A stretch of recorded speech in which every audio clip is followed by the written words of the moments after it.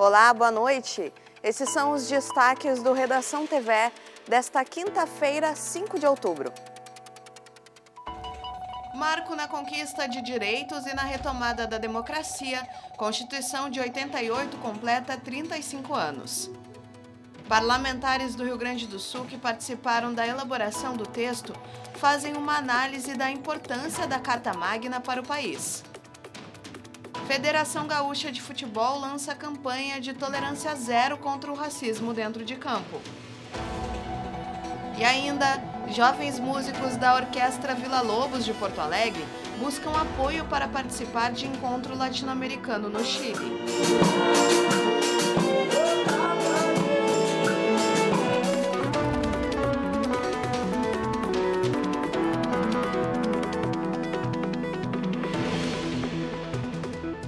Nós abrimos o Redação TV de hoje falando de um aniversário muito especial. No final dos anos 1980, o Brasil buscava um reencontro com a democracia e um documento foi essencial para restabelecer os direitos da população, a Constituição. Fruto de muitas discussões e disputas, o marco jurídico fixou garantias, como a jornada de trabalho e as férias remuneradas, além da liberdade de crença, da proteção do meio ambiente e do Serviço Universal de Saúde. Em meio aos desafios que o tempo e a persistência das desigualdades têm posto, a Constituição permanece muito necessária. Neste dia em que ela completa 35 anos, a gente voltou aos registros daquela época para entender o significado da nossa Carta Magna. Declaro promulgada o documento da liberdade, da dignidade, da democracia, da justiça social do Brasil. A chamada Constituição Cidadã, assinada e juramentada pelas autoridades políticas e jurídicas do país, foi entregue à nação brasileira em 5 de outubro de 1988. Este exemplar pertence ao Constituinte Olívio Dutra. O deputado constituinte Olívio Dutra era um dos 32 eleitos para a Câmara Federal em nome do Rio Grande do Sul. Discutir o Estado brasileiro, a democracia, como é que isso deve funcionar melhor, e não para poucos, né? Mas se não para todos ao mesmo tempo, para a maioria. E o então senador José Fogaça foi um dos 3 representantes gaúchos no Senado. Havia, mesmo entre os políticos divergentes, de posições totalmente ou diametralmente opostas, havia o desejo de fazer o melhor. A Constituição tinha o papel de um novo capítulo na história do país, depois de 21 anos de ditadura. A Carta Magna de 1946, que trazia avanços sociais, foi sendo desfigurada por sucessivos atos institucionais, até a promulgação da Constituição de 1967. Foi um período em que os direitos mínimos dos cidadãos eram desrespeitados, os direitos políticos. Havia tortura, havia encarceramento por razões políticas. Isso é inimaginável numa sociedade democrática. Foram os 20 anos da nossa juventude, que praticamente foram dedicados quase que todo a essa luta, a essa necessidade de não permitir que a nossa maturidade depois fosse também submetida a tão poucas possibilidades e alternativas. Foi um longo debate. Os movimentos sociais já tinham pedido e não levaram as eleições diretas para presidente. Então ela veio num fluxo muito intenso de demanda democrática. Mas era um governo de transição ainda, eleito indiretamente, era um colégio eleitoral. E ainda, né, naquela ideia que a abertura tinha que ser lenta e gradual, como diziam os generais da ditadura. O mesmo Congresso, né, que depois derrubou a ideia da Constituinte livre, soberana, exclusiva, esse mesmo Congresso tinha antes derrubado as eleições diretas, né? Então, é um processo, né? Mas foi importante a Constituinte, pelo menos ter garantido que tivéssemos eleições e um debate. Instala-se hoje a Assembleia Nacional Constituinte. A convocação do presidente José Sarney foi em 1987. Instalada, o trabalho dos parlamentares constituintes foi dividido em comissões com os grandes temas estruturantes do país. Um sistema extremamente complexo que foi formar 24 subcomissões, cada uma com um tema básico que vinha de modelos constitucionais de outros países, né? Nós começamos analisando primeiro como eram as estruturas constitucionais nos países das democracias ocidentais mais tradicionais, mais longevas. E nessa complexidade, também a população e as entidades sociais participaram dos debates com emendas populares.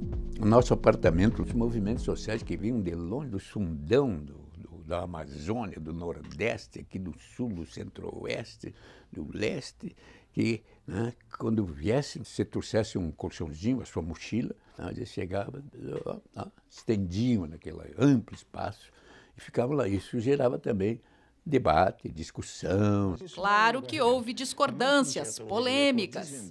A gente passou quase que 70% do tempo da Constituinte discutindo como não ser aquilo que fora o período da ditadura militar no Brasil. Ela cuidou muito mais de garantir direitos, porque eles, em grande parte, haviam sido ceifados e pouco se lembrou, embora chegou a haver depois um equilíbrio, mas naquele momento pouco se lembrou de que realmente uma Constituição equilibrada é aquela que organiza uma sociedade a partir de direitos e deveres, né? O PT, ele queria avançar muito mais em questões como direitos sociais, trabalhistas, jornada de trabalho e reforma agrária, reforma urbana. Nós não concordamos com o texto, não avalizamos aquele texto, mas a lei, a constituinte que rege o país a partir dali, tem a nossa assinatura. A Constituição de 88 colocou a educação no tempo certo como dever do Estado. Criou o Sistema Único de Saúde com o atendimento universal. Definiu novas regras trabalhistas, como a redução da jornada de trabalho de 48 para 44 horas, a licença maternidade de 120 dias e as férias remuneradas, além do voto dos analfabetos e facultativo para os jovens de 16 e 17 anos. O futuro e a necessidade das revisões constitucionais no Brasil? Eu acho que ela tem um potencial de continuidade muito grande. Não sei até quando. Talvez no futuro tenhamos outra Constituição, melhor ainda.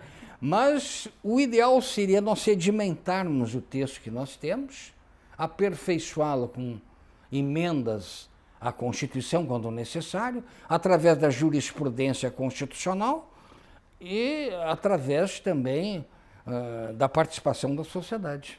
Do ponto de vista institucional, nós temos uma Constituição sólida, inquebrantável, respeitada pelas diversas gerações que têm passado. Nós não tivemos uma Constituição que tenha durado 35 anos sem golpe de Estado no Brasil, pós-república. E o momento que for necessário, indispensável para chamar uma nova Constituinte, eu não vejo que seja a coisa para acontecer tão já, tal. A democracia não é uma tática para este momento, para aquele. A democracia deve ser um objetivo permanente. E ela nunca está pronta e acabada. E quem pretender dizer esta é a democracia está querendo impor, né, uma democracia, né, comandada de cima para baixo. Que boa viagem, né, ao tempo. E a gente muda de assunto agora para falar que aumentou para 51 o número de vítimas das cheias no Vale do Taquari, em setembro. Nesta quinta-feira, o Instituto Geral de Perícias confirmou a identidade de uma mulher que constava como desaparecida em Lajeado. O corpo da vítima foi localizado em Bom Retiro do Sul. Com isso, 7 pessoas permanecem desaparecidas. 3 são do município de Mussum, que registrou a maior parte dos óbitos. Foram 16 mortos. E a semana termina com a volta da instabilidade no território gaúcho. Nós vamos conferir na previsão do tempo.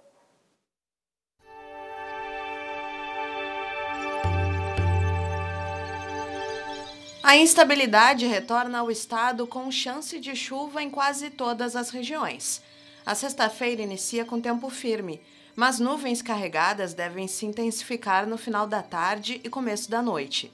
Os maiores volumes de água se concentram na metade norte, onde há risco de temporais isolados e queda de granizo.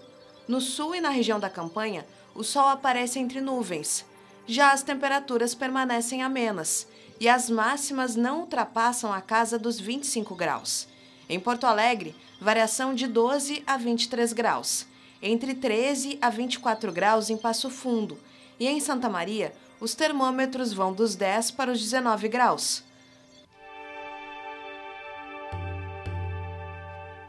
Nós vamos agora a um breve intervalo.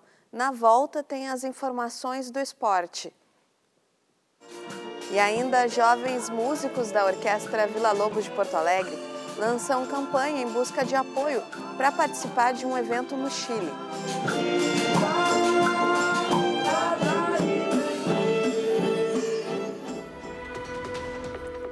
Na capital gaúcha, a tarde de quinta-feira chega ao fim com céu limpo.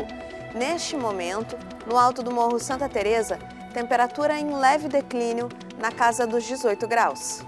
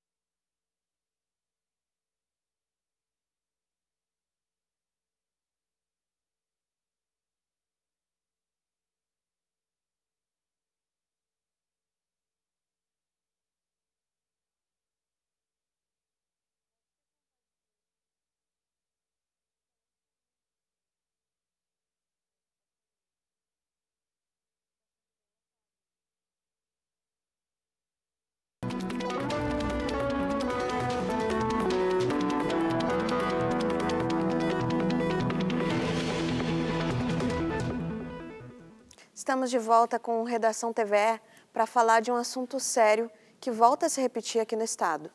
Após a eliminação do Internacional ontem, que foi derrotado por 2-1 pelo Fluminense na semifinal da Libertadores, o jogador colorado Ener Valencia foi alvo de ataques racistas. As críticas pelas falhas do jogador na partida serviram de mote também para ofensas criminosas registradas em redes sociais como o X, o antigo Twitter. Essa situação se soma ao histórico de ofensas e ataques racistas que ainda acontecem durante os jogos.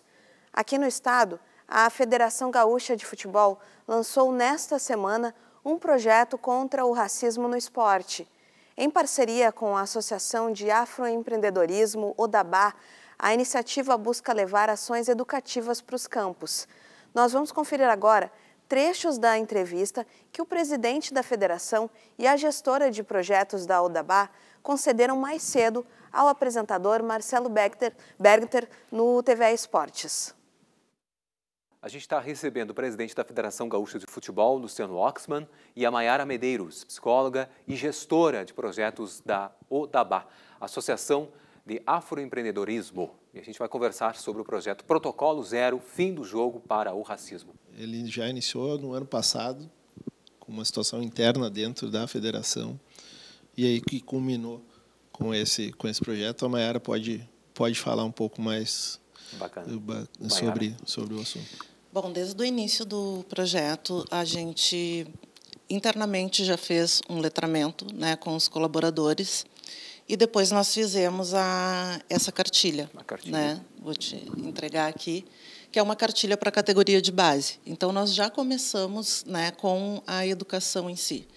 Né? Acreditamos assim que, sim, a gente tem que ter punição, sim, a gente tem que ter fiscalização, mas a gente também precisa fazer um processo educativo, né, para que o racismo seja eliminado realmente dentro e fora dos campos. A situação envolvendo, como disse a Maiara, a formação, e a formação são multiplicadores da aplicação da cartilha, quando acontecer um processo, um evento de prática racial de injúria racial em alguma partida, alguma situação, a comissão, que a Mayara já nominou, que mencionou, ela vai convidar o presidente do clube e os seus diretores para vir à Federação Gaúcha, para também entender deles o que aconteceu e passar um processo educativo para essas pessoas também.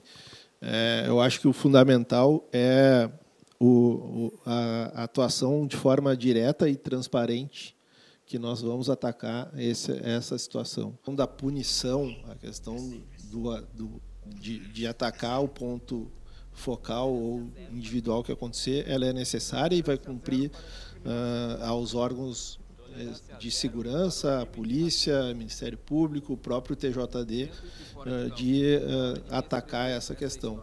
Mas a gente tem esse foco muito na questão educacional e da formação do letramento, porque aí tu ataca a gênese do problema. Nós queremos transformar o futebol num ambiente antirracista. O objetivo principal é zerar, como tu disseste, como vocês disseram, até mesmo zerar esses casos. Existe um prazo para que isso aconteça?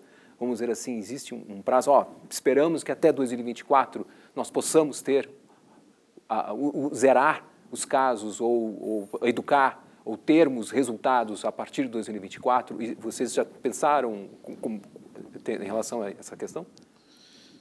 É difícil a gente falar sobre... É difícil de falar sobre um prazo, mas é lógico que agora nós estamos no final da temporada. Isso. Né?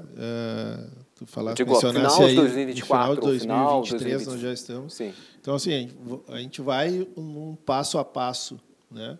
É lógico que a gente espera que no Campeonato Gaúcho, que é a primeira competição que acontece já a partir de janeiro de 24, a gente já possa passar zerado pelo Campeonato Gaúcho. O público em geral, né, as torcidas, quem está nos assistindo, eles podem ter acesso às cartilhas, elas estarão sendo distribuídas nos jogos. Como é que vai funcionar justamente isso? É possível acessar o próprio ODABA, a própria Federação Gaúcha? Como é possível o público geral ter acesso a esse trabalho que está sendo realizado? Bom, inicialmente, a cartilha ela já está disponível no site da Federação, né? A questão das cartilhas impressas, a gente ainda está discutindo, né, como é que vai ser esse material, porque realmente muitas pessoas já nos procuraram, né, interessadas nesse material que está muito bonito. E a ideia é mesmo poder, né, passar esse material para o máximo de pessoas possíveis, porque a gente acredita que, tratando também a base, né, que é o futuro, Exato. a gente, em algum momento, não vai mais precisar estar falando tanto sobre isso. Sim. Né? Então, já ter uma consciência racial desde pequenos. Protocolo zero no futebol gaúcho.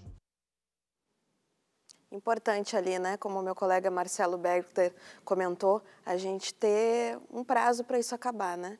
E agora a gente segue falando de esportes. O São José de Porto Alegre está classificado para a final da Copa FGF, a Copinha. O time da Zona Norte da capital vai enfrentar o São Luís pelo Troféu Rei Pelé. O Zequinha voltou a vencer o Grêmio pelas semifinais da competição. Pelo jogo de volta, disputado no Francisco Noveleto, em Porto Alegre, o time superou o tricolor por 2-1 na tarde desta quarta-feira. Zé Andrade e Gilvan marcaram os gols que confirmaram a classificação para a final. Mila descontou para os gremistas. As datas das finais ainda não foram divulgadas pela Federação Gaúcha de Futebol. Por ter melhor aproveitamento geral na competição, o jogo de volta da final terá o mando de campo do São José. Agora a cultura. Depois de São Paulo e do Rio de Janeiro, chegou a vez de Porto Alegre receber a mostra de um dos grandes nomes da fotografia e arte contemporânea brasileira, Miguel Rio Branco, que está com uma exposição em cartaz no Museu Iberê Camargo até novembro.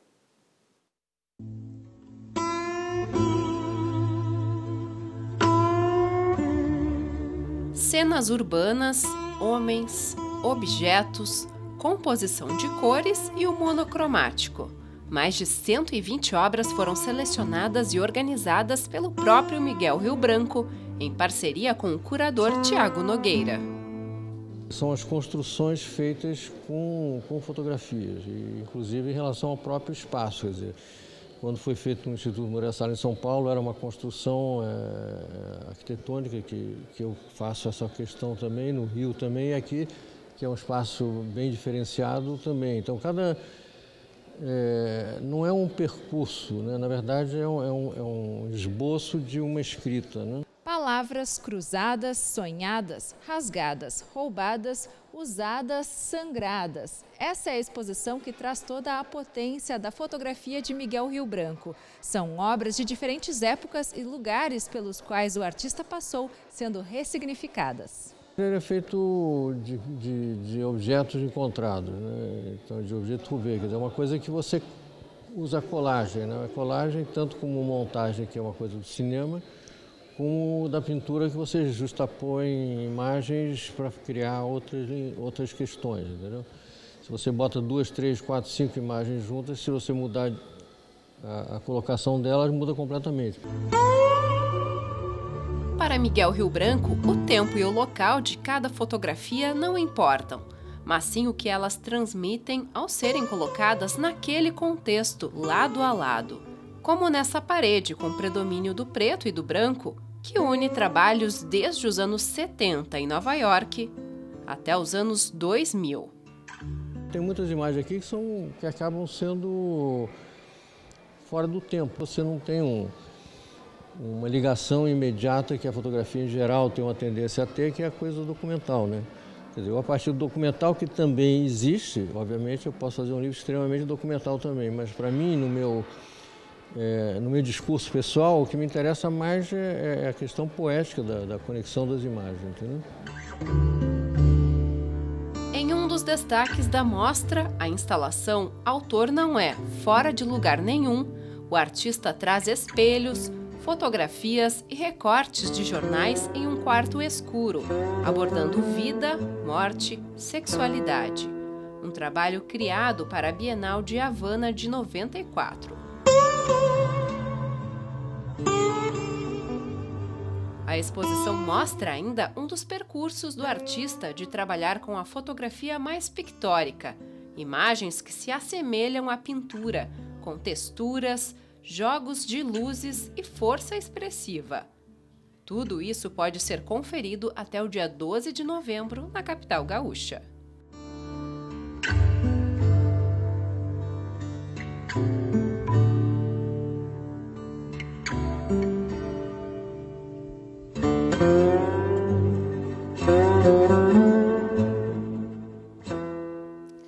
E olha que bacana, integrantes da Orquestra Villa Lobos estão preparando as malas para representar o Brasil no 27º Seminário Latino-Americano de Educação Musical, que acontece na semana que vem em Valparaíso, no Chile. Eles foram selecionados para integrar a programação artística do evento e embarcam no domingo, mas ainda precisam de uma força para pagar os custos da viagem. Às vésperas da viagem, muito ensaio para fazer bonito no maior seminário latino-americano de educação musical, que este ano acontece no Chile e tem a Orquestra Villa Lobos como uma das atrações. Nós somos a única orquestra brasileira que está participando desse evento, o único grupo musical de escola que está participando desse evento. Então eu sei que tem uma expectativa muito grande com a nossa participação e a gente faz questão de fazer muito bonito. Então a gente está se preparando, se dedicando muito. O evento é uma oportunidade para trocar experiências na área de educação musical, mas para 2/3 dos integrantes da orquestra também vai entrar para a história como a primeira viagem internacional. É o caso da caçulinha do grupo, que acaba de completar 12 anos. Eu nunca viajei, então eu tô muito animada, mas também tô com medo, porque ficam falando mil e uma coisa sobre avião, daí eu tô com aquelas borboletas na barriga. Formada por jovens da periferia de Porto Alegre, a Orquestra Villa Lobos é um projeto social que trabalha com educação através da música. Começou há 31 anos nesta escola pública da zona leste da capital. O Jason entrou em 2005 e hoje é também educador do grupo. A música virou profissão. Quando juntou o grupo aqui, uniu todo mundo tocando, é uma emoção incrível. Então, desde o meu primeiro ensaio, eu lembro que foi muito impactante, nunca mais deixei, né? Esse projeto oferece as aulas de música para os alunos do município. Só que ele não é excludente, ele pega também a comunidade em geral. É um caminho para quem mora na periferia diferente do clichê, né? Dentro da periferia. Para o Chile vão embarcar 34 músicos com idades entre 12 e 30 anos, acompanhados por 2 coordenadores. O roteiro inclui uma parada na capital Santiago e a apresentação em Valparaíso. Depois de 4 anos de coral e oficinas preparatórias, há cerca de 1 ano a Carolina entrou para a orquestra. Agora está ansiosa para fazer a primeira viagem internacional ao lado da filha Isadora, também integrante do grupo. Um projeto muito bom, né?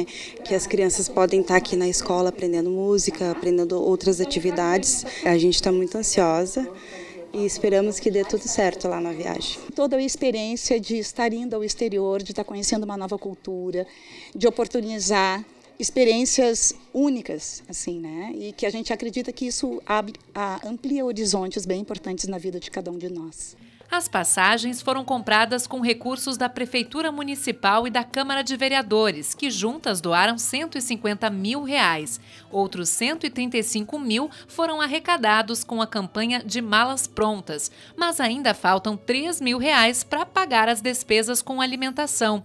Então a campanha segue aberta. Além de estar representando o nosso país no Chile, é uma oportunidade para essa gurizada que nunca viajou, que está a primeira vez. Então a gente pede, né, para que o pessoal se sensibilize, quem pode ajudar. Estaremos muito agradecidos com a ajuda de todos.